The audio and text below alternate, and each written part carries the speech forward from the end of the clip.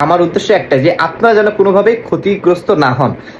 আসসালামু আলাইকুম, আমি Mohammad Rafiq, Saudi visa processing point থেকে। আশা করি সবাই ভালো আছেন। সকলের উদ্দেশ্যে আমি একটি বার্তা নিয়ে এসেছি আজকে। তো অনেকে আমাদের মাধ্যমে ভিসা প্রসেসিং করান, অনেকেই জানতে চান যে ভাই আমি তো সৌদি আরবে আগে গিয়েছিলাম, যে আমি আবার দেশে আসছি, কিন্তু আমি এখন একটা সমস্যা আছে, আমি আমার পাসপোর্টের সংশোধন করেছি, আমি কি আর ভিসা প্রসেসিং করতে পারবো কিনা। আবার অনেক ব্যক্তি আছে তারা আমাদের কাছে প্রশ্ন করেন যে ভাই আমি তো গতবার মেডিকেল করেছিলাম, আনফিট হয়েছিলাম, এখন কি আমি আবার সৌদি আরব যেতে পারবো কিনা। তাদের উদ্দেশ্যে আমি একটা কথাই বলতে চাই যে ভাই, সৌদি আরবের এখন কড়াকড়ি ভাবে নির্দেশ, আমাদের সকল এজেন্সির উদ্দেশ্যে তাদের একটাই আপডেট যে আমরা যেন কোনো ক্রমেই কোনো ব্যক্তি যদি আগে আনফিট হয়ে থাকে আর সেই পাসপোর্ট যদি আমরা অ্যাম্বাসিতে জমা দিই আর তারা যদি কোনো ক্রমে ধরতে পারে, আমাদের লাইসেন্স বাতিল করে দিবে। আরেকটা কথা হচ্ছে, কোনো ব্যক্তি, সৌদি আরবের একদম কড়াকড়ি ভাবে নির্দেশ, কোনো ব্যক্তি যদি সৌদি আরবে একদিনের জন্য হলেও যে থাকে আর কাজের ভিসায় আর কি, সেই ব্যক্তি যদি দেশে আসার পরে কোনো ক্রমে তার পাসপোর্টে 19-এর জায়গায় 19.5, কত জায়গায় কু মানে রহিমের জায়গায় রহিমা, মানে কোনো রকম সংশোধন যদি কোনো ব্যক্তি করে থাকে, সেই ব্যক্তি আর সৌদি আরবে যেতে পারবে না। হ্যাঁ, এখন আপনি আমাকে বলতে পারেন যে ভাই আমি তো করছিলাম, আমারটা তো হয়েছে, কিন্তু ভাই এখানে যেহেতু নির্দেশ দিয়েছে, আমরা মানে অবৈধ কোনো কাজ করতে পারবো না।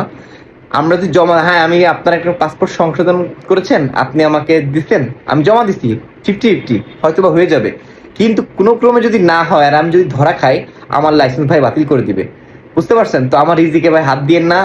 কেউ আমাকে মানে তথ্যটা গোপন করেন না। ডাক্তারের কাছে যে যেরকম কোনো রোগ গোপন করতে হয় না, ঠিক তেমনই এজেন্সির কাছে এসে কোনো রকম পাসপোর্ট যা জটিলতা বা কোনো কিছু লুকাইলে ক্ষতিটা আলটিমেটলি এজেন্সির হয় না, ক্ষতিটা এজেন্সি উল্টা আপনার হবে। বুঝতে পারছেন তো?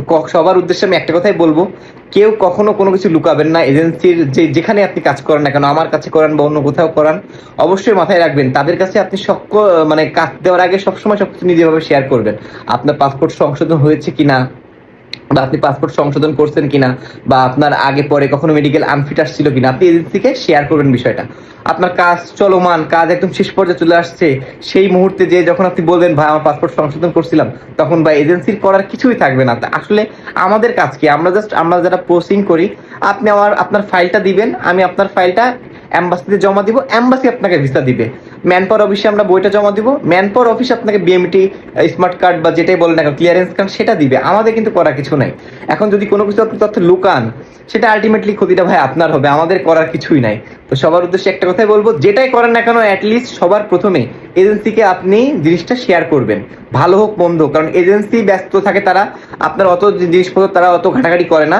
আপনি নিজের, কারণ কাজটা আপনার, টাকা দিচ্ছেন আপনি, যাবেন আপনি।